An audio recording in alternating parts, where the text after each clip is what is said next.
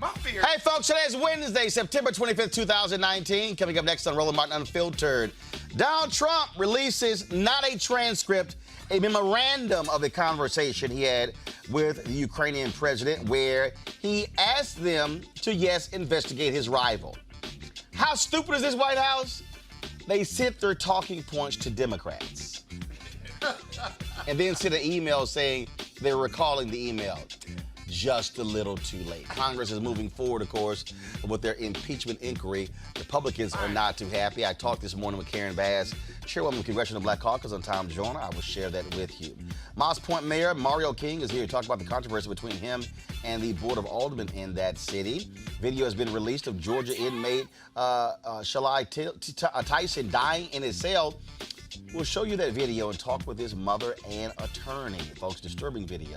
An ATF supervisor with a Nazi tattoo is being sued for discriminating against a black agent. The founder of the Sacramento Observer, one of the oldest black newspapers in America, has died. And a woman is accusing an official in North Carolina NAACP of sexual harassment. Wait until you see these details. They go back, folks, 2 years. What will the national NAACP do? Will they remove this guy from office who's actually trying to run to be state conference president of the NAACP? Wait until I share you what this sister had to say. It's time to bring the funk. I'm Roland Martin Unfiltered. Let's go. He's got it. Whatever the miss, he's on it. Whatever it is, he's got the scoop, the fact, the find. And when it breaks, he's right on time and it's rolling. Best believe he's knowing. Putting it down from sports to news to politics. With entertainment just for kicks, he's rolling. It's on go, y'all. It's Roland Martin, yeah. Rolling with Roland now. He's funk, he's fresh, he's real, the best, you know he's Roland Martin now.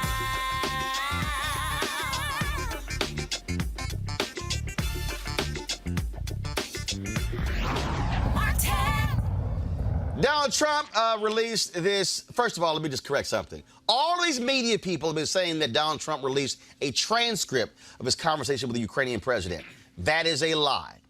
It was not a transcript. It was a memo that had some of the comments that were made on this phone call. It was not the actual transcript of the conversation with the president of Ukraine. What is it? What did that memo actually show? That he repeatedly pushed the president of Ukraine to reopen the investigation into former Vice President Joe Biden and his son. Now, here's the deal. That so-called investigation has been totally debunked. Republicans want you to believe that Joe Biden is corrupt, so is his son. That is a lie. It was an investigation.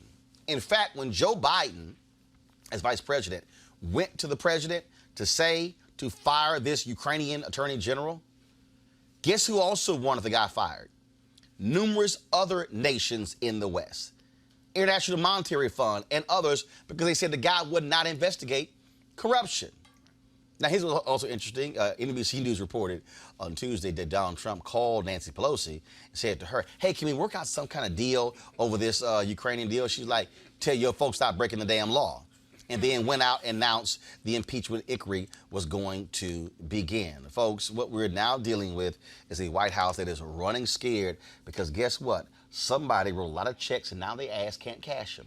Then you had Rudy Giuliani just constantly lying on television. He don't know what the hell he was saying. Now he's claiming that it was a State Department who actually sent him there. Why would the State Department send you to negotiate an issue that they can easily negotiate? Folks, this administration is lying. Now they have to now deal with an actual impeachment inquiry. This morning, the Tom Joyner Morning Show, I talked with Karen Bass of California. She, of course, is the chair of the Congressional Black Caucus. This is what she had to say. I guess Speaker Pelosi finally said, okay, enough is enough. It's time to now take this thing to the next level. Absolutely. That's exactly what happened. And, I also serve on the Judiciary Committee, so we had been investigating the situation. There are so many different areas of this administration and of this president that are corrupt, that have violated the law. But, this time I think one of the reasons why it crossed the line is that we know that the Russians interfered in the 2016 election, and most of us believe he was complicit with that. Trump was. But this is the election in 2020. So the idea that the president would begin to interfere in the 2020 election that was just a line too far. Was that the turning point for you, Congresswoman? Well, no, for me. Because, you've been busy on the Judiciary Committee, obviously. But I was just wondering, what was that moment for you where you decided enough was enough? Well, for me, truthfully, I've decided enough was enough a long time ago. But what was very important to me is that I felt like when we reached the point of moving forward with impeachment, that our entire caucus needed to be united, that the leadership needed to be on the same page. And remember, we have multiple committees that are involved in investigation. Now, impeachment is under the jurisdiction of judiciary, but we also have financial services, government reform, intelligence, ways and means, foreign affairs. All of those committees are looking at various aspects of this administration. And I think that for us to have our strongest position, all of the committee chairs, the leadership of the caucus, as well as the overwhelming majority of the members need to all be on the same page. That is what came together yesterday. I believe that at the end of the day, Donald Trump was going to keep doing what, first of all, he believed, and he has publicly stated that I can do whatever I want. As president, I have complete immunity to do whatever I want. I think that's a part of this deal. He was going to keep doing whatever he wanted to do until Democrats finally said, no, we have to take this. He was going to continue. And you know what? I think that he probably will continue as well, because I truly believe, and I'm sure you do as well, that he has no clue, even though he's been in the job for over 2 years, he has no clue what this job is, and he cannot control his behavior. This is the way he's behaved for over 70 years before he got to the White House. So I don't know why we would think that coming to the White House, he would have a complete change in behavior. He's never had to be accountable to anyone in his entire life. And so as he goes about the presidency, he interprets everything the same way. Well, all I have to do, if I did it in public, you can't say it was breaking the law. So I'm going to rob a bank, and as long as I tell everybody I'm going to do it, it's not illegal. It's the type of insanity that we have been living with for the last 2.5 years. I believe he's an existential threat, not just to our nation, but an existential threat to the planet. All right, Congresswoman Roland, in a perfect world, what's the next step to impeachment, and can we get it done before the primaries? Well, first of all, what was announced yesterday was the caucus being united in an impeachment inquiry. Now we have to figure out exactly how that is going to play out. So I have a judiciary is meeting tonight. I'm sure the other committees are meeting tonight as well to figure out how this is going to roll out. But essentially, we will continue the investigation. Naming it and declaring it as an impeachment inquiry should strengthen our hands with the court, because you know that because he is lawless, because he's not going to pay attention to subpoenas or anything, we're going to have to take everything to the court. But when it is now an inquiry, the court should move quicker. When the investigation reaches a certain point, then we will make a decision as to whether or not we enter articles of impeachment and what those articles would be. What are the reasons we are going to impeach him? That will be the next step. And how long that's going to take, I do not know. But pretty soon we are going to be in the middle of a presidential campaign, and then I think that the scenario will change again. Congressman, just in terms of day-by-day kind of process, how quickly do you see things rolling out? And because the concern I have is about when you say going to the courts, and Donald Trump has not wasted any time in making a ton of appointees to the various levels of courts. So I'm just wondering in terms of how quickly you see this moving through the legal system. Well, that is going to be hard to predict, but I will tell you that there are some decisions that we're waiting for by October. And so, obviously October is next week, so we'll Right. see. And that's from judiciary. That decision is whether or not the courts will allow us to have the evidence that went into the Mueller report. So we have the Mueller report, but what is the Mueller report based on? The grand jury testimony, the evidence. So the court is supposed to rule next month. So we'll see. I think that will be an indication as to whether or not that ruling comes down in October. Now that we are in an impeachment inquiry, we'll see if it happens then or if it takes longer. California Congresswoman Karen Bass, Chairwoman of the Congressional Black Caucus. We appreciate it. Thanks a lot.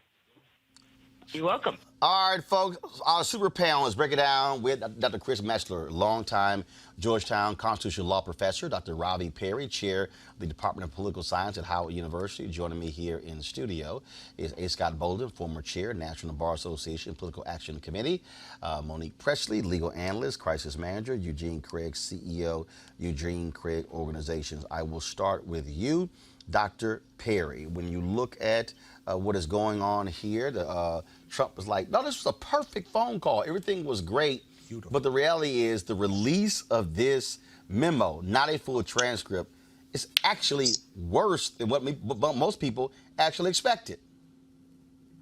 Absolutely, it is. I mean, it's surprising that they actually released it, but he really was pushed into a corner and had to release it because the Democrats made it clear that it would be obstruction of justice, really, to not release the transcript. And so, but this is not a transcript, as you just indicated. It's a memo of that shows the recordings of some of the people who were on the call along with the two presidents. And so the challenge that we have right now is that this is the fourth time that we have had an impeachment process of a president. And it normally takes about 4 to 6 months for it to clear the entire House. But then ultimately it has to end up in the Senate. And it has to end up in the same Senate that's controlled by Mitch McConnell, who, of course, is a close friend of the president. And ultimately it will require, if we want, for the Democrats, if they want the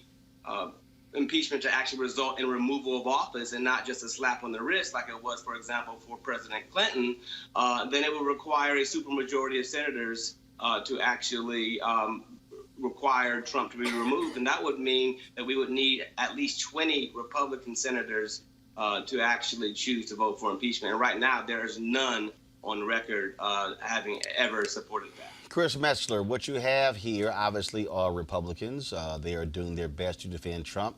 The Trump administration sent out their talking points. Some idiot actually sent it to the Democrats, then tried to do a recall of the email.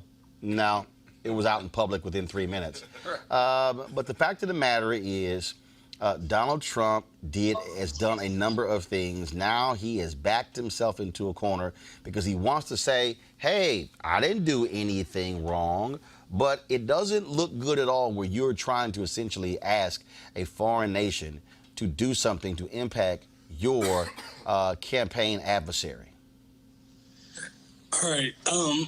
So, it's clear that I'm a Republican. I've been a Republican, but Roland, I don't want to get into the discussion about the politics of this. I just want to be clear so folks understand the process of impeachment, because I think there's too much confusion about that. So if you would just allow me to do that first, and then we can talk about the other stuff later. So for me, I think what folks have to understand is this. Impeachment and removal is a two-part process. So Article 2, Section 4 of the Constitution. First and foremost, think about impeachment this way. Impeachment is essentially an indictment. They have only to date been 2 presidents who have been impeached.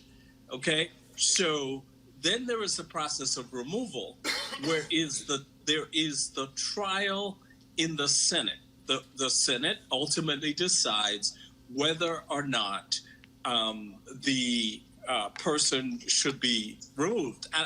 And there's also an important thing that folks need to understand about the trial process.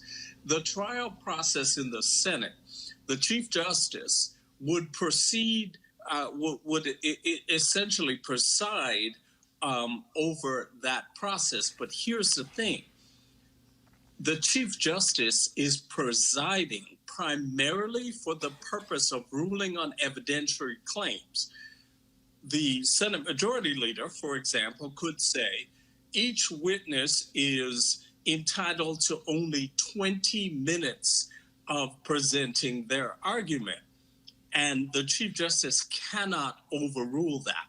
So I think folks need to understand that even if the president is impeached, it doesn't mean that he is going to be removed from office. I think the question from a purely political standpoint is, does the president want to go down in history as the third president to be impeached? But we certainly understand the process here, but what is the real issue here, Scott, is that what people don't understand is that I know Chris wanted to divorce politics from this, but we have to be honest.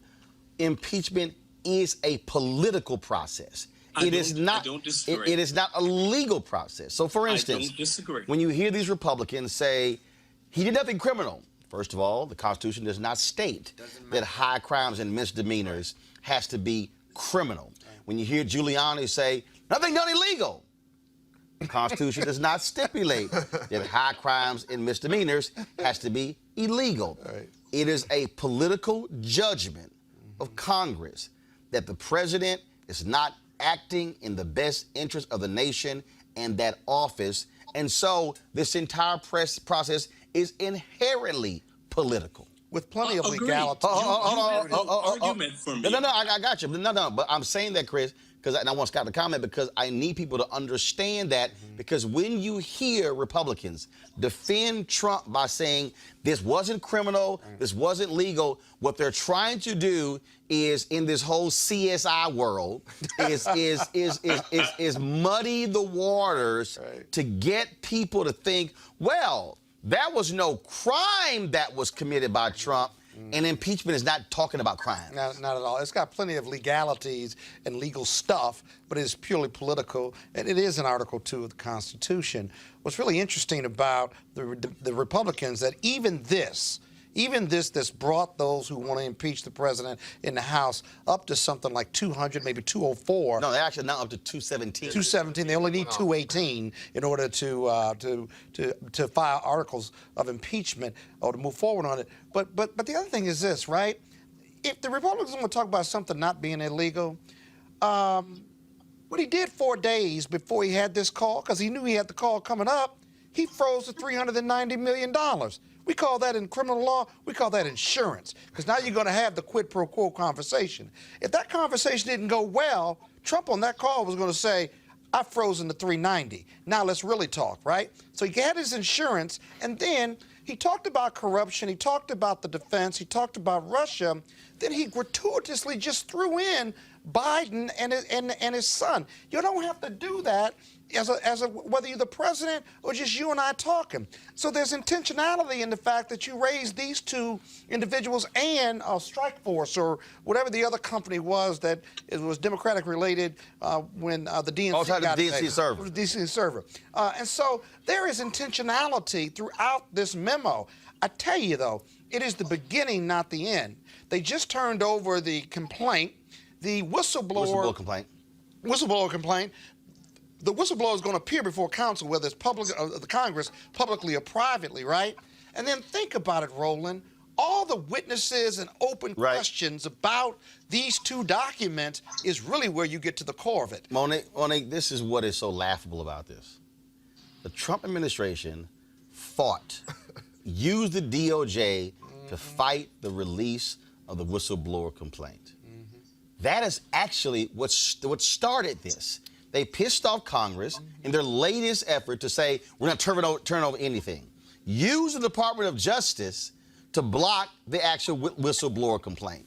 Then all of a sudden, the reporting then begins to begin to come out, where clearly the people who were aware of the whistleblower complaint start dropping dimes to the New York Times. Lots of dimes. To the Washington Post. Drop to the New York Times, news story to the Washington Post. Drop news story to the New York Times, news story to the Washington Post. And it went from blocking a whistleblower complaint, turning it over to Congress, to all of a sudden saying that were things that were said on a call that were foul, that then went to going after Biden, then it went to delaying the $400 million. Their ignorance literally forced Nancy Pelosi to finally break and say, enough is enough. No, I disagree. 100%. Trump uses the DOJ as his personal attorney. Yes, yes. And if Scott was his personal attorney, he would have been fighting to try to keep the whistleblower complaint from being turned over too, because this whistleblower privately. We wouldn't have this blowout. Hold on. Ravi, hold on one second. When he finish your point, then I'm gonna go to Ravi, then come back to Eugene. If it was going to be turned over, once we lost that battle, it would be turned over privately. But it has the goods, is the problem. They released this memo, and then we see pieces of the call, and because Trump is so delusional, he's like, what's the problem? What's the issue? And everybody's like, dude. I don't blame them. This was not naivete. They knew this was like the part where everything But here's the piece. But Ravi, go ahead. You want to jump in? Yeah, I just wanted to say that I think it's really important that we remember that Trump knew that this was an important phone call. He made the call the day after Mueller testified, right, in the House of Representatives. And so, and like you said, Roland, and he withheld a few days before that $400 million. This is very much obviously a quid pro quo, and we've never seen this as clear as day since we've had the Nixon episodes in the 70s, where we have a president who was so foolishly blind to the law. This is what happens when you are ignorant of the law. Eventually, it catches up to you. And we've known this about this president from the beginning. He never had respect for the institutions of democracy. He never had respect for the rule of law. He never even read the Constitution. When you see him at events, he doesn't even know the national anthem. And so it's not surprising that eventually all this comes up and catches him, because if you don't know the system that you're actually governing, then you easily find out that a phone call you can make, you just impeached yourself. But Eugene, you're dealing with an ignoramus who actually said early in his presidency, they tell me I can do whatever I want. Yeah. He has operated from this whole idea, I can't be indicted, I got immunity, I can sit here and run my companies and get paid. I can do whatever I want. I mean, he is literally talking about pushing the envelope. And the reality is Democrats were holding back, trying to sue, trying to go to the courts, trying to get the courts to rule a certain way. He said, to hell with you guys having actual oversight of the executive branch. I'm not turning over this. You can subpoena this. I'm ignoring you. I'm not. Oh, no, the law says that the IRS must turn over tax returns. Damn that. I'm not doing it. Steve Mnuchin, I'm going to ignore that. I'm not giving y'all any of the notes tied to all Mueller's work product. Don't matter. It was just this. It was this one thing after another. Yep. And he's operated from this notion that I can literally do whatever I want because everybody else in the country is subject to the law except the president. Yeah. And the thing is this, right? What he's come up against at this point in time is that he's come up against the one thing that is not partisan, intelligence community. What happened around this whole situation? He fired Dan Coates. He fired John Bolton. People in this town may not like John Bolton, but they'll respect him as an intelligence officer. People in this town actually like and respect Dan Coates. So, when all this went down, he got rid of Coates, he got rid of Coates' deputy, and then brought in an acting DNI who would come in and do his dirty work. He fired the ambassador to Ukraine, fired the ambassador to the Ukraine. So, you know, All the makes one sense thing, now. the one thing, the one thing that has always stumbled Trump, not blocked him, but stumbled him, is process of D.C., is the actual bureaucracy of D.C. It's the clapback of the intelligence community. And the Constitution. And the Constitution. And to go to what Scott was saying earlier, actually, the House currently has 218 votes for impeachment because the independent rep, Justin Amash, is in favor of an increase. I thought they were Which at 217. The Dem caucus is But here's the 217, thing, but Chris. nobody's counting Amash. Here's the thing, Chris. Of course, there are Republicans who yell. Of course, Sean Hannity, all those idiots over there keep yelling, deep state, especially deeply delusional Lou Dobbs. But it's not even just a question of where the intelligence community is. This guy ignores the Constitution. I know he hasn't read it. So let's not even be confused by that.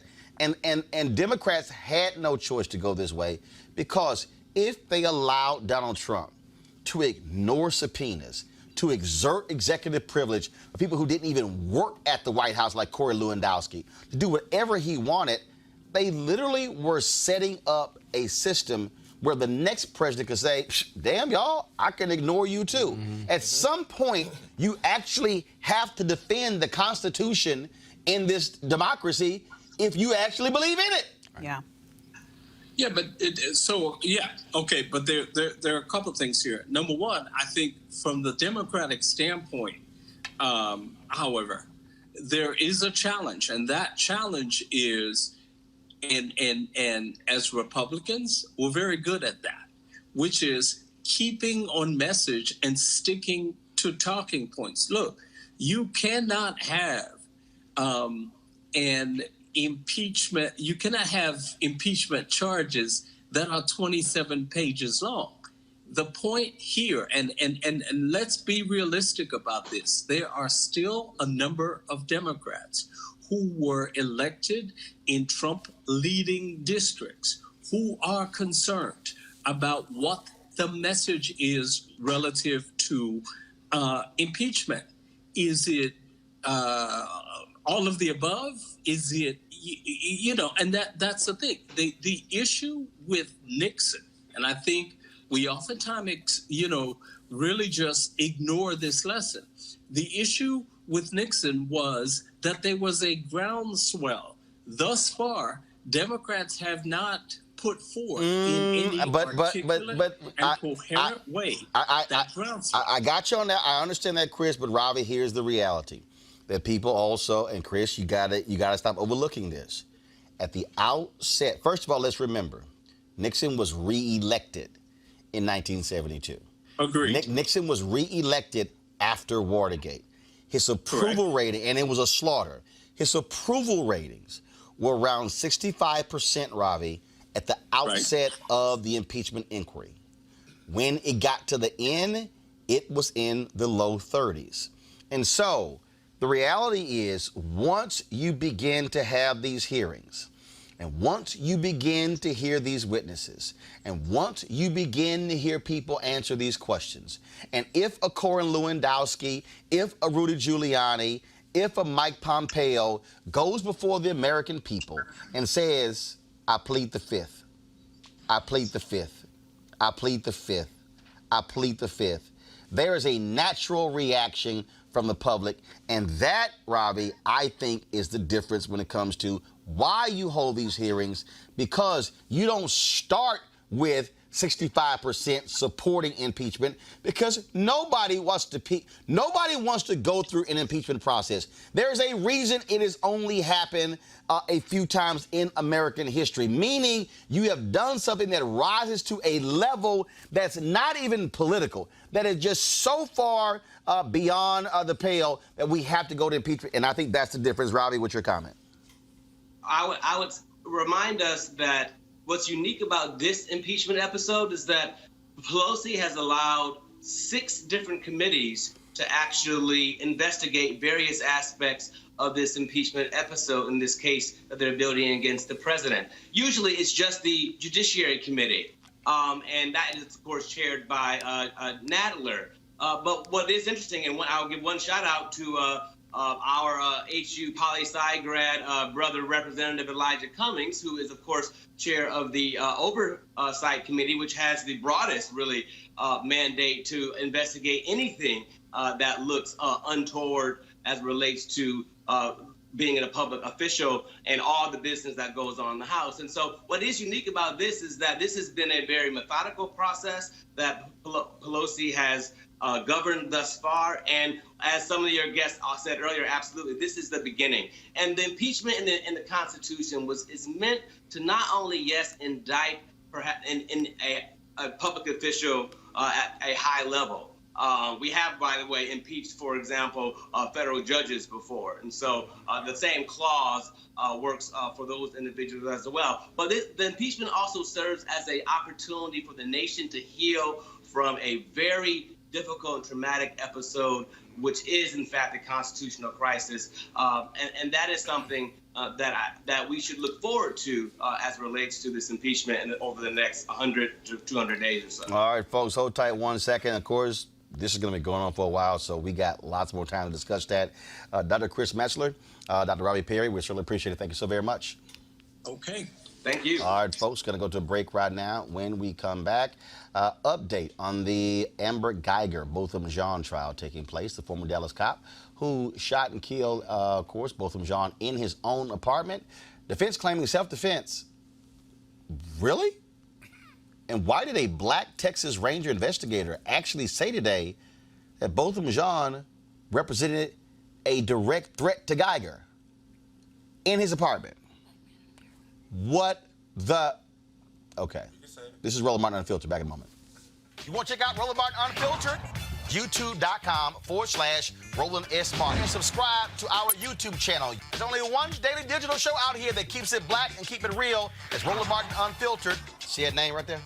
Roland Martin Unfiltered. Like, share, and subscribe to our YouTube channel. That's youtube.com/Roland S. Martin. And don't forget to turn on your notifications so when we go live, you'll know it. Quiet.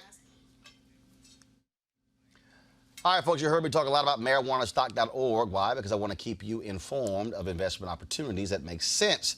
We've all watched the growth of the cannabis industry. A recent report by New Frontier Data estimates the global cannabis market at more than $340 billion. Now, we know that marijuana legalization is sweeping the country state by state. We also know that marijuana has a good cousin, the hemp plant, with a much higher concentration of CBD. That means hemp gives you all the medical benefits of marijuana without getting you high. Until recently, hemp farming was practically legal in the U.S., but it was, of course, made legal by the 2018 Farm Bill. Now, the folks at 420 Real Estate are giving our folks a great opportunity. Now, of course, their business model is simple. They buy land that supports hemp CBD grow operations and lease it to licensed, high-paying tenants. That's right, they are hemp CBD landlords. And so what they have done for our Roland Martin Unfiltered family is allow you to make a minimum investment of $200. Originally, the minimum was $500, but now you can invest in this crowdfunding campaign for as little as $200 up to $10,000. All you got to do is go to marijuanastock.org. That's marijuanastock.org to get in the game and to get in the game now. Folks, my next guest believes elected leaders need to be held to a higher standard before taking office, and that the requirement for elected office needs to be more structured and intentional. Plus, they must have a minimum level of education or training. Well, Mayor of Moss Point, Mississippi, joins me right now to discuss that. And this, let's just say this drama he's having with his own alderman there. Mayor Mario King, how you doing? I'm doing great. How are you guys? All right, so what's the drama in there in Mississippi? I think this is just an issue across the country where we have elected officials that take office and really just not aware of the roles and responsibilities that we actually have when we take office. You see it happening now on the national level, it's happening on the state level, and it's definitely happening on the local level. The problem that I see with it is that local politics, the policies and ordinances and laws that we create are immediately impacting our communities, and it's creating a chaos. You know, we are asking people who've never ran a budget to run a budget. We're asking people to create laws and policies that govern communities and quality of life to actually write these things. Then these are people that, some of these people can't even read and write. And so what I've created was a task force to say we need to have a legislative literacy across the country to kind of hold elected officials accountable. All you have to do in order to be an So basically official, training. Training. And the bill that I wrote in Mississippi actually died in committee last year. Well, wouldn't you need a constitutional change to do that? Right now, whatever the electoral requirements are to be a council member, a mayor, a governor at the Which state is only level. to be a registered voter. Okay, and if the drafters of the state constitution, for example, for Mississippi, wanted there to be more requirements, an education level or training, then wouldn't you need a constitutional change in order to implement that? Absolutely. So what you see, what I drafted was Senate Bill 2417. I've been looking at it. Which is a bill that actually does that. And so we understand the program. And again, to change the Constitution. To change the Constitution. Actually, isn't a change. It would be to implement a new policy, a new state law that actually helps to govern these types of things. We're failing our people, and if we have to do if I have to create a grassroots movement, which is what I do, to actually impact something, to hold us accountable, it would be helpful. Because you can't hold these elected leaders accountable for things if they don't know. And you're not giving them the tools in the toolbox or even requiring them to have it. So it's unfortunate that where we are and kind of how we're governing our organization. Well, how much money would you have to put in the budget to do this type of training if the Senate bill passes? So if you put this, a lot of people talk about funded versus unfunded mandates. This should be a requirement before you're elected into office. They already have structures in place, so I think this would actually help fund our public schools, our public universities, because Stennis Institute is for Mississippi. You have University of Georgia that does it for Georgia. So there's already a structure in place to do this. Only thing those structures have to do is tailor a curriculum for municipal elections. Yeah, but I've read your bill, and I'm not sure your bill. Okay. This is real simple. If you're the mayor, why can't you simply, if a new council is elected, you simply have council training? You can try to do that, but my council voted against it, and councils across the country voted against it. It's just not. So y'all don't have retreats? No. You can't, as a mayor, you can't call a retreat? You can't call those retreats. You can or cannot? You cannot. Executive versus legislative. The legislative branch of government is responsible for spending money. Is they're responsible for so you have a city council that when you want to retreat, they say no. You want training, they say no. Yes. And essentially, that's not the mayor's job. That's not the city manager's job. You know, when you hire, and in the form of government that I have, I actually run the city. So I don't have the city manager. I don't have a CAO, so I actually run the city. A strong form of mayoral government. So it's still a weak mayor form of government, but I run the day-to-day operations. Got it. The legislative branch actually spends money and does the hiring and firing. So what happened is the problem. What kind of requirements do you want them to have before they can take office? I would like for organizations and colleges and universities to be able the Mississippi Municipal League is what governs ours. Every state has a league. So what I would like for leagues to do is to structure a curriculum that is mandated for elected officials to go through before they take office. And what I was willing to do just to help the bill was to say, look, let's do it after they take office and give them a certain amount of time. And if they don't do that requirement, then what happens is, okay, the city is not responsible for paying for training. The city can't use city resources to do that if you don't invest in getting training. But one second. Final question, Eugene. Wouldn't it just make more sense just to replace them in the next election?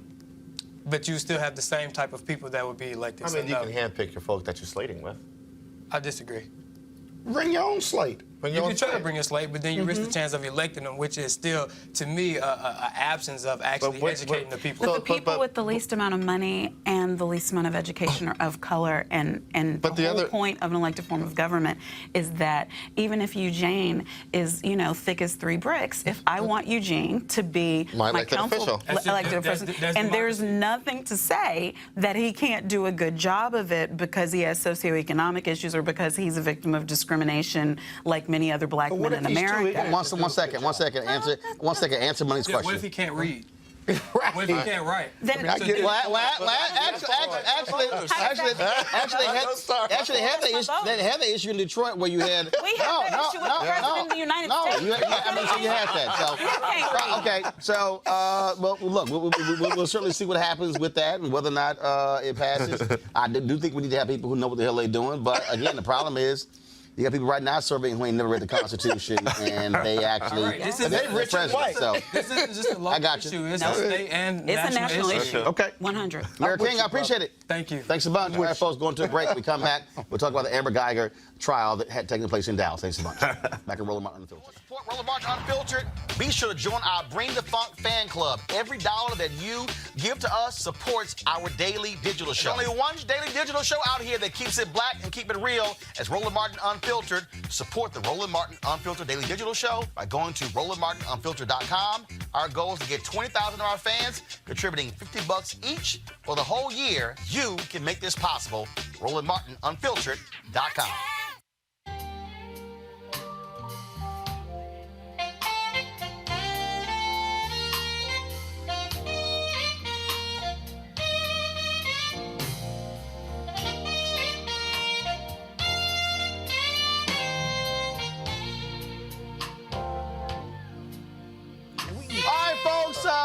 November 7th through the 11th, of course, Life Luck Jazz Experience taking place in Cabo. It's going to be fantastic. Gerald Albright there, my alpha brother. It's going to be one of the folks performing there. It's top-notch music, food, golf, spa, all that good stuff taking place at the Omnia Day Club in Los Cabos, nestled on the Sea of Cortez in the celebrity playground of Los Cabos. Life Luck's Jazz Experience offers the ultimate getaway for discerning jazz aficionados. It's going to be a fantastic time. I'll be broadcasting Roland Martin Unfiltered there Thursday and Friday from Los Cabos. Great excursions, mini concerts, including the Spirit of Jazz Gospel Brunch, as well as the Jazz Sunset Cruise. Confirmed guests, comedian actor Mark Curry with Joe Albright, Alex Bouillon, Raul Madon, Incognito, Pieces of a Dream, Kirk Whalum, Average White Band, Donnie McClurkin, Shalea, Roy Ayers, Tom Brown, Ronnie Laws, and Ernest Quarles. For more information, please visit www.lifeluxjazz.com, LIFELUXEJAZZ.com. You want to book your package real soon to get those airline tickets as well.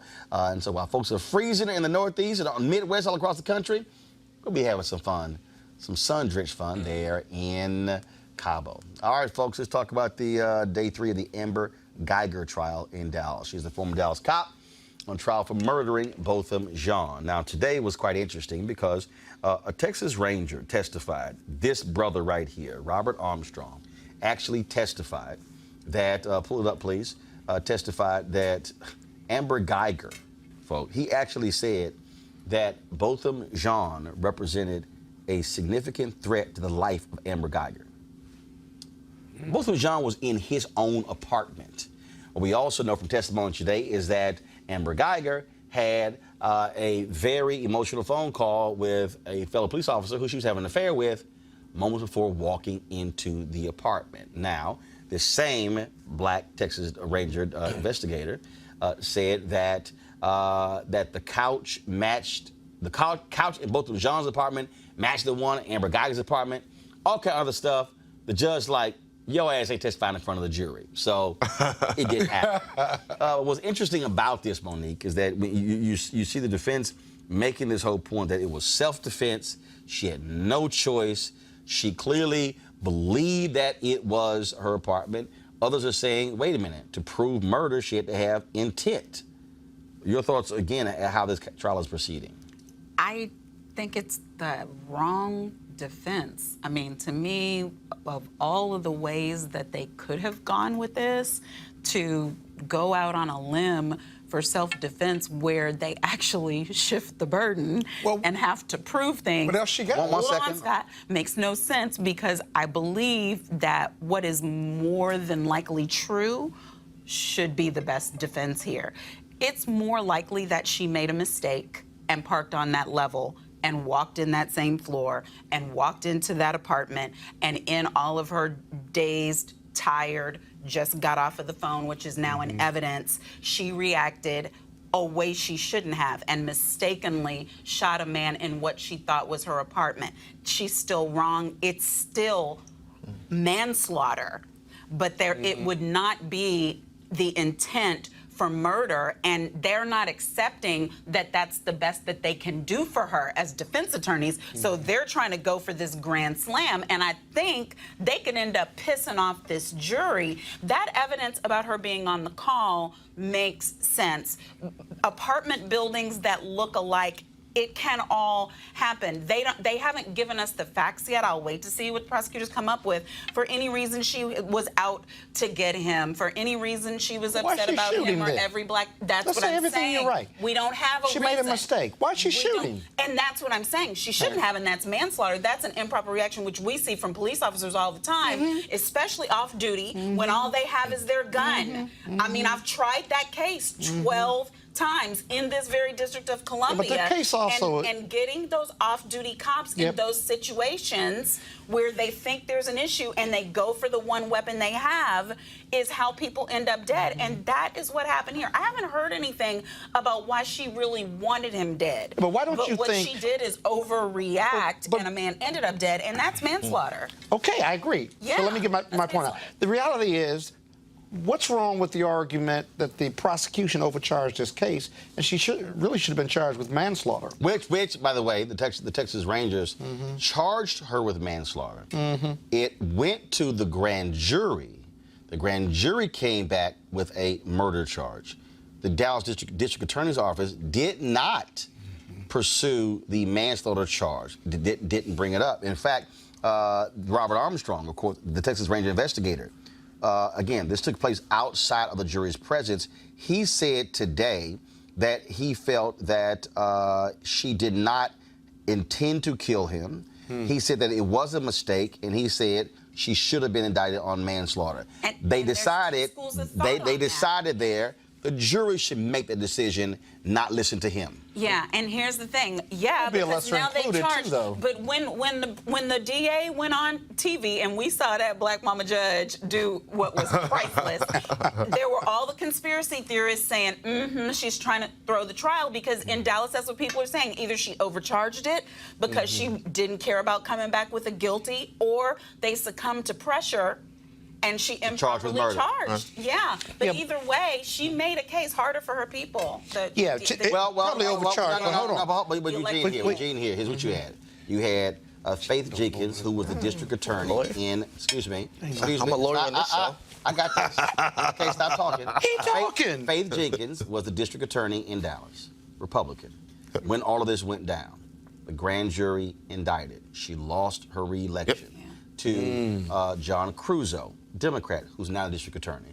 So the interview Monique is talking about was John Cruzo giving the interview the day before the trial, when the judge said, there's a gag order. Why in the hell is anybody talking? And she's absolutely right. People in Dallas were demanding murder charges. I was down there for a town hall at a church there, and folks, they wanted nothing less than murder. And there were people who were trying to explain to the audience, understand, in these cases, I know you want murder, but you have to understand the difference between murder, second-degree murder, manslaughter, vehicular. I mean, there are multiple categories when somebody dies, and their deal is you got to charge them with the right one. And let's remember, when you had the cop in Chicago who shot and killed Rekia Boyd, they went to court. Dante, I forgot the last one, it was Dante. They go to court. The judge said they improperly charged him, and he walked. Yeah, but here... 1 second. So I'm not a lawyer, but I'm playing I'm on this panel with these lawyers. So the thing is this, right? I actually think that there is an outside chance they can come back with a conviction on the murder charge. Looking at the testimony from the neighbor today, there was some discussion between both them and Amber Geiger. Yeah, the neighbor testified. He heard some back and forth. He said what he did not hear was her saying, get on the floor. Yeah. He did not hear any police commands. He heard a back and forth, and then he hears gunshots. Then he hears gunshots. And he also testified that he previously, because they were next to each other, he often heard him singing gospel music in the morning. So he laying out, I've heard this guy talk before. Go ahead. And then on top of that, both of them was probably going to be determined that he had to open the door. Her key didn't work. And so between her not being able to get into the apartment, him letting her in, and then, she not giving any type of command to, one, de-escalate the situation, probably take control of the situation. She just fires off her weapon after some level of discussion. I mean, I'm not a lawyer, but I'm going to play one on the show. I think that shows some level of intent there. First of all, you don't have to be a lawyer, because the reality is if you're sitting on a doggone jury, you're going to be making a decision. The jurors are not lawyers. But they are listening. And again, this trial, folks, of course, cameras are in the courtroom. It's being live streamed every single day. So people are actually watching this trial, listen to the testimony. Final comment, Scott.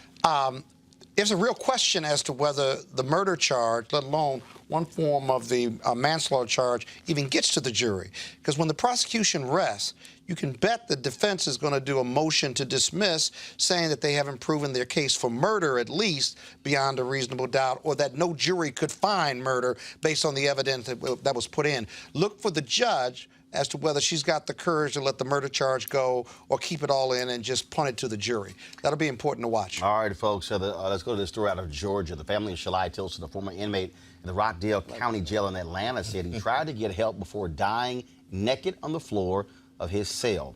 Folks, this is the video that was released last week. Oh, my goodness. And so what you see here is you see Tison buzzing for help. Help does not come.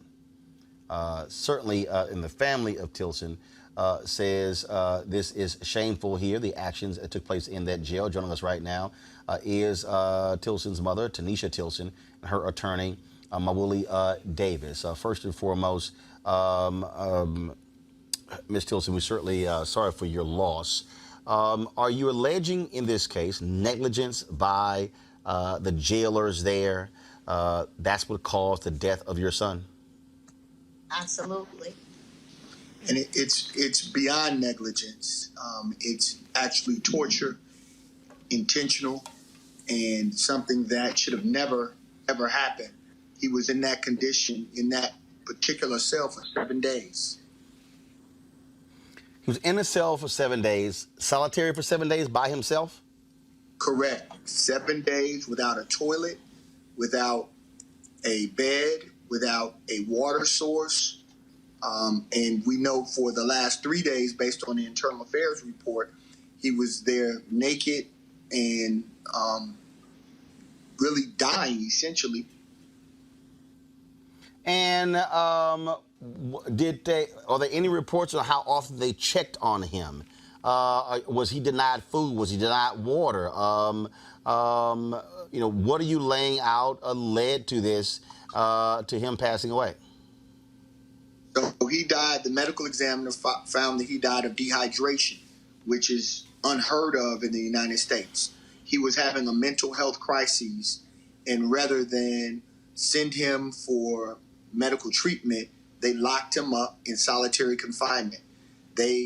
What we can see is that there are food trays, styrofoam trays, all kinds of garbage, and in the cell in which he passed away.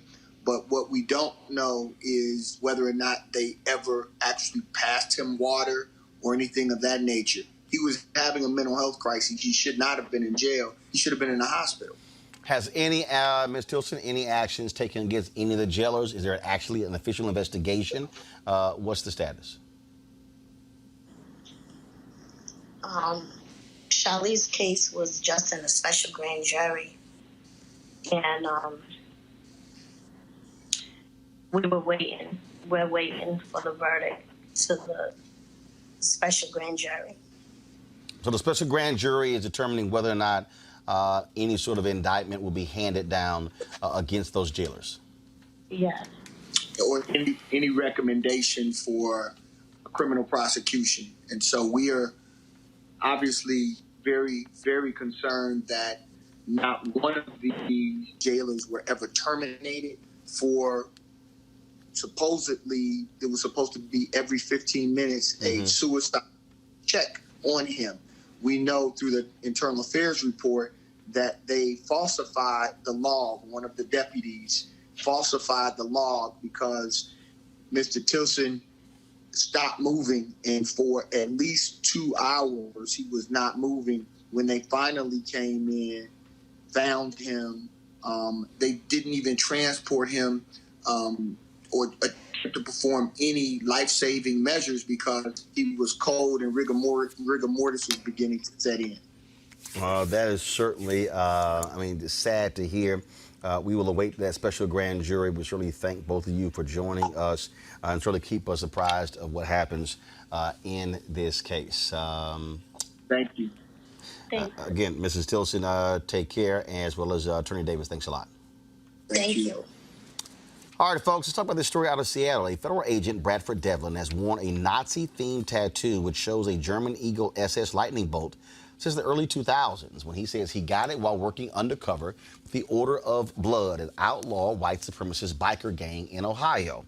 He's now a senior supervisor in the Seattle Field Division of the Bureau of Alcohol, Tobacco, Firearms, and Explosives. Devlin says there are a number of other former undercover ATF agents with similar Nazi tattoos, calling them war trophies from their undercover days. Well, that tattoo, along with a series of emails sent from Devlin's ATF account mocking black people and then President Barack Obama, are at the heart of a federal lawsuit filed by Cheryl Bishop, an African-American ATF supervisor and former bomb dog handler. She says she was a target of retaliation when she complained about abuse by Devlin, who says he won't remove his tattoos until other agents remove theirs. Really? Wow. Is this crazy ass white people a section or no? We're not there yet. Sure, we can go ahead and make it that. Listen, if you keep the tattoo as a war emblem, then you pretty much believe in it because it represents who you are and you're showing it off to people. That's going to be a great piece of evidence for her in her federal lawsuit, along with the emails and everything else that's coming her way. She also claimed that she was promised a major assignment in Washington, D.C., had gotten approval to do it, and all of a sudden, Devlin said, no, you can't do it, you can't go. She said that actually has hurt her career as well. But he could say he got this while working undercover, doing some honorable job. But as long as he has that tattoo, he's endorsing what he learned undercover, and it represents who he is. That's going to be hard to overcome in federal court. Monique? No, I don't think people can make you remove your tattoo. I don't think they can, but he's still I don't think that it can't be a requirement if it's in a place that does not show. What about the racist emails along with that emblem? But that's why I'm talking about. But that's why I'm talking about the tattoo, and that's why I believe maybe because of that he should be the emails and things he should be fired. But the forcing of something adding to your body or taking from your body, I think just as a strict matter of law, the antithesis they can't of the require. American values, and he's a member of a federal police force, and he is promoting Nazism. Right, but what he's saying is, if it's true that he got it while undercover doing his job, so then I don't know that you can require. You know, in this case, the ATF agreed to pay for its removal, and he still refused. And I understand that it's a significant amount of pain. No other police force should have a racist symbol either on their clothing or their body. I'm sorry. They're there to protect and serve. Eugene, what you have here, again, you have this sister in filing this lawsuit saying that she was denied. And again, having these emails showing him mocking black people and then President Obama kind of helps. Well, I think, I'm probably going to probably lean towards Monique's argument here. You know, I think, probably forcing somebody to put something.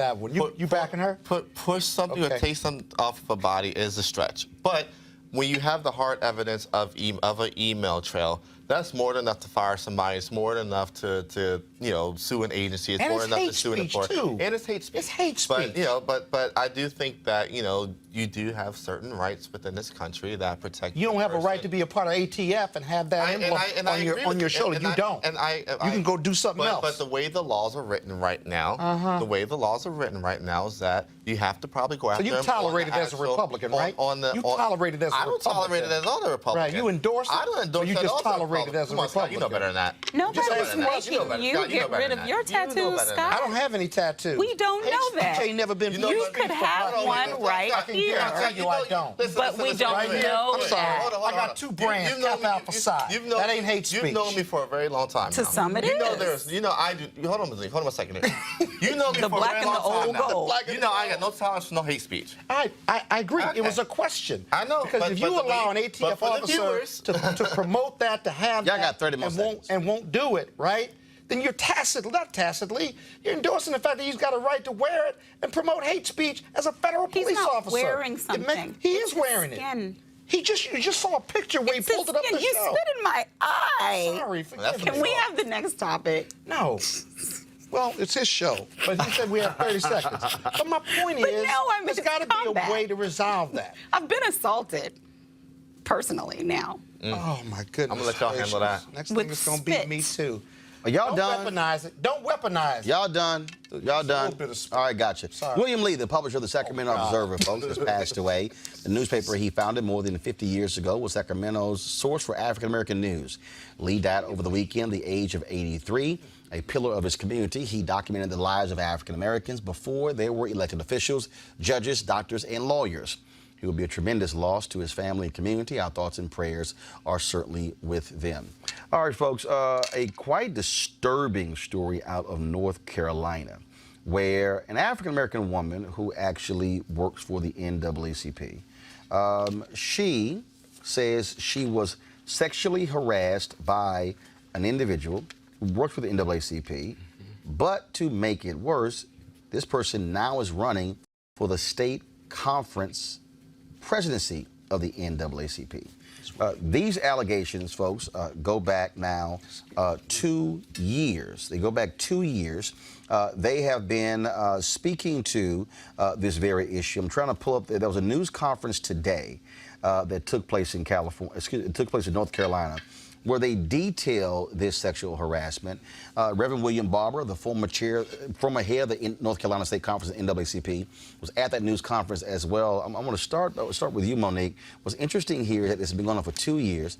The national office can actually remove someone from their position with these allegations. They hired a law firm to investigate, went through the investigation, detail these comments, detail these actions, present that report to the state conference, and these were individuals who actually were NAACP National Lawyers of the Year. But the fact of the matter is, NAACP still has not acted, and so these women are saying, and these elders today stood up in a news conference, North Carolina, these women, and said, we're standing with this woman, and it's time for the NAACP to act to remove this guy from consideration running for state conference president. Just your thoughts on this, and again, I'm trying to pull up this news conference. Yeah, Share I've been wondering, I believe, it seems to me like there's something just missing from the story, because they followed process. They did what they were supposed to do. They did way more than was done for Franken when allegations came out. I mean, he was forced to resign without the semblance of process, due or otherwise. And so they get this report, and then no action is taken. And I mean, that's within their rights to do. That's but we don't know whether, because sometimes, no, they're not going to get me today talking about complainants. Just listen. We don't have the facts. The conclusion may have been inconsistent, for example. Right. Or they may have had a finding, inconclusive finding, and that's why they haven't acted. But I do say this, the senior leadership of the NAACP in North Carolina ought to say something. No, the senior, but they have. And that's the point there. What they've done is, Reverend Barber, when it actually happened, they went through the process. They actually hired an outside but what's firm. in the report? Actually had an investigation that detailed and confirmed what actually took place. And other women have actually come forward as well. And what they're saying is the national office, they have the authority to, the president, CEO literally has the authority to remove somebody. And they're saying is, it is ridiculous this person is actually running to be president of the state conference. Why haven't they done it? Don't know. Don't know. I actually sent a text message before we came on the show today to their national spokesman, as well as the president, CEO, Derek Johnson, saying we're discussing this on the show today. I would like to get a statement from them. They said they were going to send a statement, and then let me check. I have not gotten it thus far. I sent that text message at 5:24. It's now 7:05, so I have not gotten it. And so, and apparently these women plan on being in Baltimore tomorrow at the NAACP's national headquarters to bring more attention to this case. Sounds like NAACP needs a crisis manager. Right. But they need to act or communicate or something. The silence is deafening on this. What's the deal? You don't want to remove him. Say you're not going to remove him. And if you aren't going to remove him, okay, but say something. You got 5, 10 people here standing. They're going to be at the headquarters tomorrow. Why are you allowing this to fester? Just say something or do something. And I understand, folks, and so I'm just going to, and so again, they had a news conference today where they were quite open. Many of these, and they labeled it elder women stand with accused on a sexual assault. These are women who are very prominent in the NAACP. Go to my iPad, please, and then here's some of those comments. Good morning, everyone. My name is Jasmine Childs, and I am 27 years old. In January of 2017, I was incredibly excited to have been offered a job with the North Carolina NAACP as the State Youth and College Director. My work was not just work. It was my dream job, an opportunity to inspire young people and play a role in their voting and making our democracy work. I had long admired the North Carolina NAACP and the National NAACP and its women fighters. I wanted to be just like them. Shortly after I begun my dream work, a long nightmare began. On February 8th, 2017, I was out of work with the flu, on my couch covered with a blanket when my cell phone rang. My coworker, Tyler Swanson, said that a supervisor had asked him for my cell phone number. Tyler refused to give it to him. Tyler said he watched him open a file cabinet, pulling out a folder with my name and looking at my resume. About 30 minutes later, my phone rang with a number I didn't recognize. I thought it may have been someone from a branch or a college, so I answered the call. I heard the voice of the supervisor. I was very confused. I thought I had done something wrong, but in a seductive, low voice, he said he was calling to check on me and to let him know if I needed anything at all. He would be there for me. I tried to end the call politely because at the time I was a temporary employee and I wanted a contract position. I felt violated and scared. In fact, Tyler and another coworker had warned me in my first week at the NAACP never to be alone with this man because he had sexually harassed interns and other young women. After I hung up the phone, I understood what they meant. Then on May 2nd, 2017,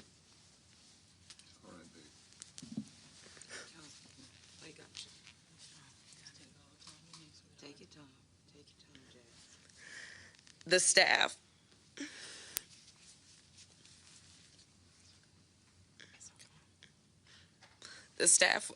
were in the office setting up for my coworker Laurel Ashton's surprise going away party. We left the lights off in the room, hoping she would not see what we were doing as I was unpacking food and setting it up on the table.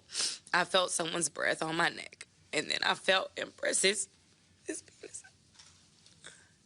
his penis against my buttocks. I turned around quickly and saw the same supervisor. I yelled loudly, "Why are you hovering over me? That's gross. Move." He claimed he was looking for a receipt, and then he stormed out. I stood there feeling violated, ashamed, and scared after he sexually assaulted me.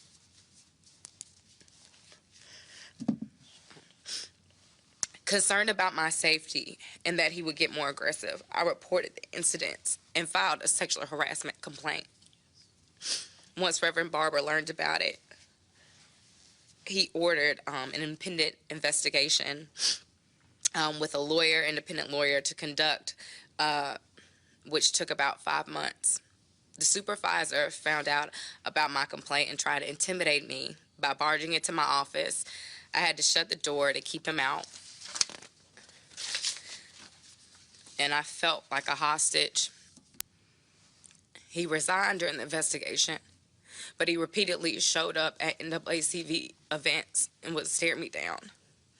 And this too made me feel violated. At the conclusion of the 5-month investigation, the attorney/law professor gave her determination in a report. She concluded that I had indeed been sexually harassed those 2 times and several others.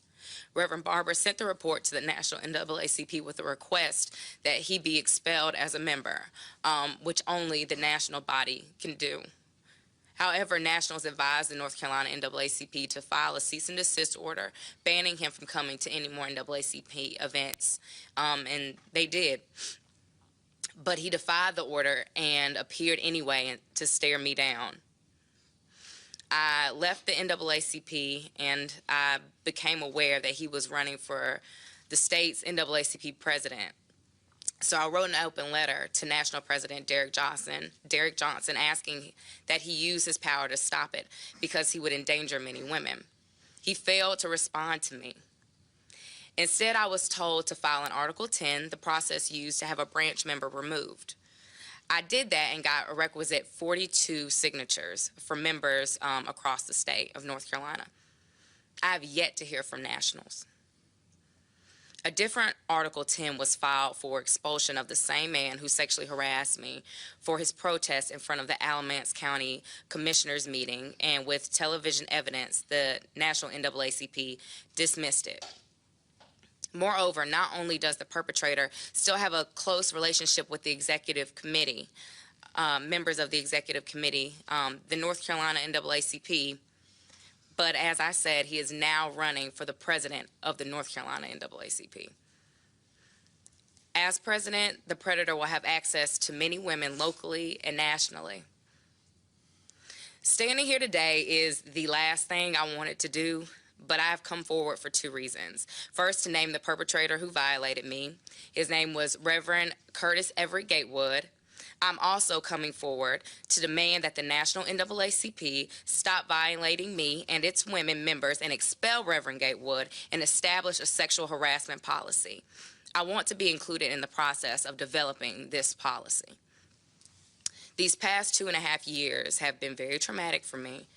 This has been the most difficult thing I've ever had to deal with. First, I was violated by Reverend Curtis Gatewood and then violated by the National NAACP.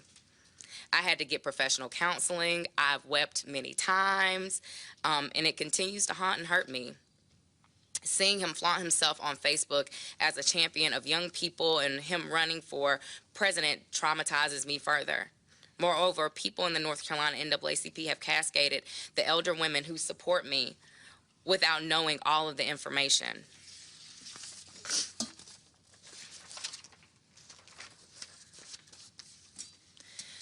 The challenge of fighting institutionalized sexual harassment is that it requires much from the victim.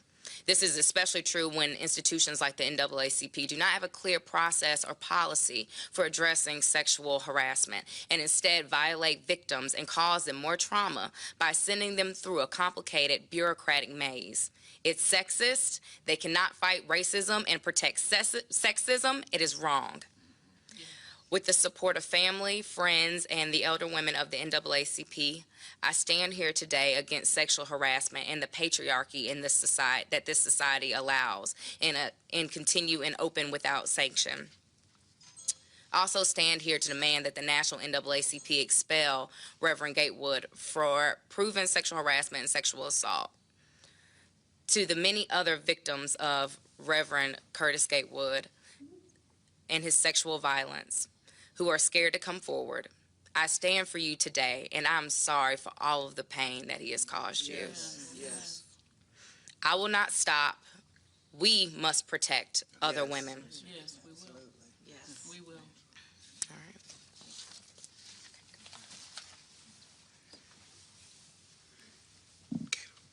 Gator, I'll make this statement. Let us stay.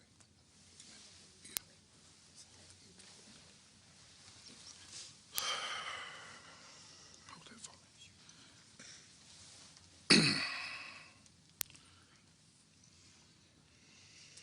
Jasmine is a leader. Yes, Yes.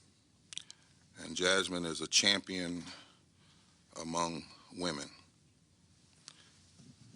Her mother is here. I want to make sure the media knows this is her mother. To stand with her today.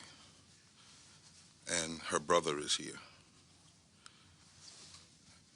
And when she asked me to come and stand with her today, Jasmine, there was no hesitation or question.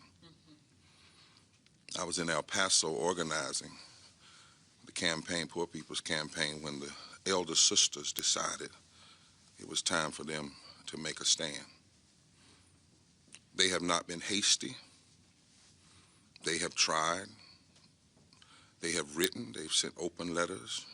internally, and they have found nothing but resistance. It is important to know, you to know, that this group of elder women include bishops, presidents of branches, long-term fighters for justice, people who have stood up to the literal gun violence of the Ku Klux Klan. Yes. And they met with this sister and her family and said, this is one battle we cannot let pass. Yes, yes. No more.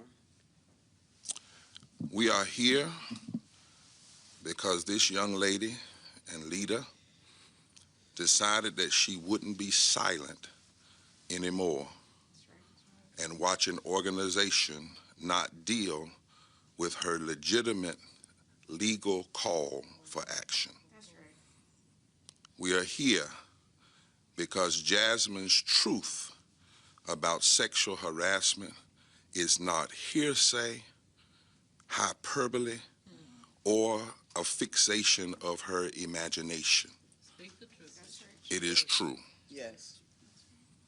We are here because there is clear evidence of what occurred and other things backed by witnesses, recordings, social media, and a 5-month investigation by a top lawyer and professor of law who specializes in sexual harassment and abuse cases. We are here because we have clear evidence that individuals who should be standing with this young lady connected to this North Carolina State Executive Committee have decided to stand instead with the perpetrator. And at appropriate time, we may name them as well.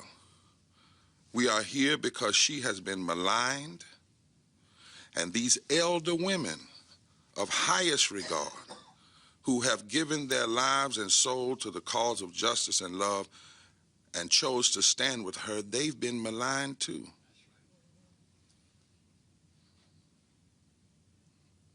And any others that may come forward, they've been ignored. And these women and this lady and this mother has been accused of petty politics. We're here because we and the current state president, Dr. Reverend T. Anthony Spearman, and 2 top lawyers for our state provided counsel along with myself and informed the National 2 years ago. Let me say that. 2 lawyers, myself and the current state president, informed the National 2 years ago and have continued to push the case. National affirmed receipt in numerous ways, but has chosen not to act in ways that only the National can by virtue of its Constitution. Yes. No state president or state officer, anyone can remove or expel or suspend a member. Shame. We have reviewed the bylaws and Constitution, and there is no clear guidance on dealing with sexual harassment. So the only way it can be dealt with at this current stage is for the national office to act, and power that is rendered only to the national office. We are here finally because there are messages sent to at least one person who gave witness testimony in front of Jasmine. And this message should concern us all. Yes, it does. This was sent by the perpetrator to one of the persons who gave testimony. But if she does this to the wrong person, it could end violently. Some of the past mass shootings were driven by people who say they were mistreated by others within their places of work or worship. What more mistreatment can one commit toward another sister or brother than to lie about something that could carelessly stain a person's years of honest hard work and her livelihood, which punishes and causes stress for his entire family. But if she does this to the wrong person, it could end violently. Some of the past mass shootings were driven by people who said, this is language that was utilized by Gatewood and sent to a person who provided witness testimony. I'm a member of the National Board. I've given my heart and soul to this organization, and I am ashamed. I'm hurt, and I'm upset with these women, along with these women. We are all upset. It is time for you to act. And it is time for those of you in this state who we have seen on email and other places to stop making this a petty issue and maligning Jasmine and her family and these women. No more. And stand up No more. for what is right. We will not back down. That's right. I have been advised by a counsel as well to be very limited, and I will take 2 questions. Jasmine will not take any. Yes, sir. Reverend Barber, you've been a part of the NAACP for Ma'am, I years. can't. There's been a history of allegations of sexual harassment. So why hasn't there been a policy put in place? I mean, these allegations go back 20-some years. Well, that's what I'm concerned about, and I'm concerned about, I haven't been a part of the national structure for years. We have one in the state. We made sure it was there. But I'm also concerned about, when I don't want people to skirt around, well, we didn't have a policy. In the current rendition of the Constitution, the national president can remove anybody on the spot. Yes. On the spot, right? The board can act. I've seen them act in certain ways. We signed off on the Me Too resolution. Did a Me Too resolution. This is not about, as much as there ought to be a clearer policy, this is not about the lack of policy, it's about the lack of principle to act right now. Yes. Yes. Here, here. The moral thing to do, the right thing to do.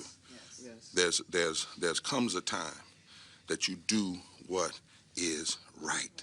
That's the whole fight of this organization. We were told, oh, we can't end segregation. We don't have a law, a policy. Yes. This organization said, though, that segregation violated higher law. And whatever policies kept it in place were immoral. Yes. And if you do that in the social structure as it regards to racism, you surely have to do that in as it regards sexual harassment and sexual violence. One more question. And isn't that the irony? It is. And the organization that's dedicated to ending discrimination is discriminating based on gender. Yeah. This hurts me deeply, and all of us. If we're going to show folk what to do, and we're not giving up. This organization, you know, in this state, we fought, we went to jail, we beat back racism and voter suppression. We're fighting for health care for everybody. We claim in this organization we want young people in, and here is a young person who came to give their early life. This girl could go anywhere she wants to. Yes. Yes. Anywhere. She's educated and trained. She came in this organization. And when she let us know what was going on, we immediately did an objective investigation. Immediately. A female top lawyer who specializes in these issues. She did a deep dive. By the time it was over, I was transitioning out, but I stood with the incoming president to say to National, this is for real. And it makes no sense. And if they try to blame the women or blame me or say we didn't follow this or that doesn't hold any water. Yes. Because if this organization had said that down through the years, we would have never made any progress in this country. Because everything we fought was policy, was legal. But it violated our deeper moral values, our deepest religious values, and our deepest constitutional values. I'm sure that this mother didn't wake up this morning or last week or month before that she wanted to be standing up here with her daughter. But she came today because she has seen and heard people maligning this child and excuse me for saying child, but I got daughters her age, this young lady and these women. You know, it's time for it to cease. And members of the North Carolina NAACP, it's time for it to cease. This sister, this young lady is telling the truth. Yes. And those of you that malign her and line up with the perpetrator are further harassing her and causing violence towards her. No more. No more. Can I just ask what your relationship is like now with Reverend Gatewood? Because in my eyes, since I've been in this market, he's been your right-hand man. No, that's not exactly true. He worked for the NAACP. All of the staff worked. But he's not a right hand. I don't know where that mentality came from. Well, a lot of people, this is my right hand, and there were thousands of people that got arrested. He was a part of the team. You don't know what people are doing until you see. But this is not about personal friendship. That's the very thing it's not about. Whether or not I'm a personal friend or a staff worker or a member of my church, that has nothing to do with this. What was his role? This has something. He worked for a portion of time as the coordinator, the HK-on-J coordinator when we first started, and did some work in that regard. And then he was also, at one point, the head of the Durham chapter, is that correct? That's been some time. I can't remember all of that history, but yeah. So what is he now? Does he have a role now? Well, no, not that I know of. There was an incident where he wrongfully assumed the position of president in Alamance, and the National removed him from that here a few months ago. And now his... Long history. He's been with the He's been, yes, and, that's right. And when is this election? October 5th. Very, very soon. Yeah. What's the date? October 5th. October 5th for the president. Thank you very much. Thank you. Thank you all very much. As I said, folks, a couple of hours ago, I sent a text message to the president of the NAACP, Derek Johnson, and their national spokesman, and they said a statement would be forthcoming. We've yet to receive that, and so certainly when we do hear from the national NAACP, we will certainly alert all of you. Folks, that is it for today. Don't forget, if you want to support Roland Martin Unfiltered, please do so by joining our Bring the Funk fan club by going to RolandMartinUnfiltered.com. RolandMartinUnfiltered.com to join our fan club. Your dollars go to support this show and what we do. Tomorrow, I'm going to be broadcasting from Lima, Ohio, folks, where, of course, I'll be speaking there for an organization there. Let me get it for you. The Lima Area Chamber Foundation, with the Lima tied to the Lima Allen County Chamber of Commerce, and of course we'll be speaking there. If you've not gotten your tickets, do so. And so I will see you guys there tomorrow in Ohio. Looking forward to it. Certainly got a good word for you there about black folks coming together to fight oppression and bigotry in this country. And so I shall see you then. All right, people, I gotta go. Stay black, unapologetically. Holla!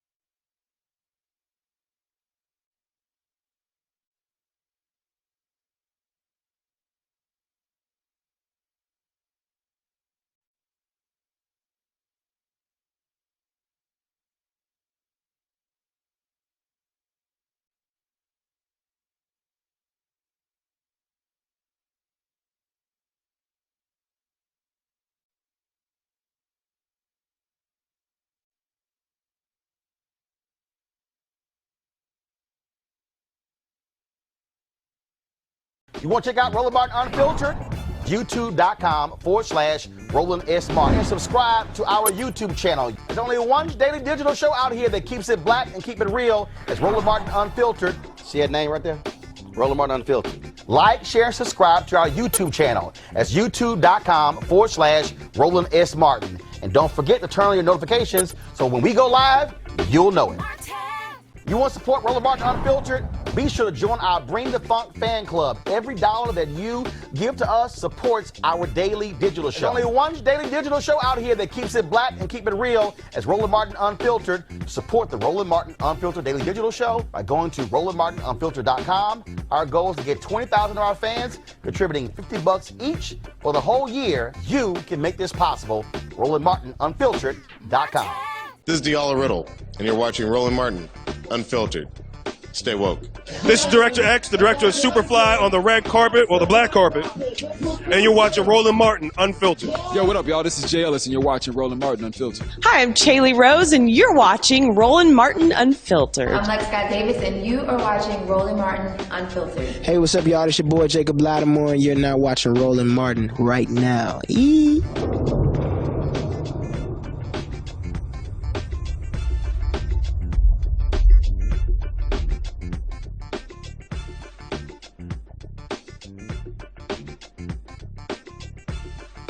Hey fam, want to check out Roland Martin Unfiltered? The blackest show on all of digital, cable, and broadcast. Check out our audio podcast.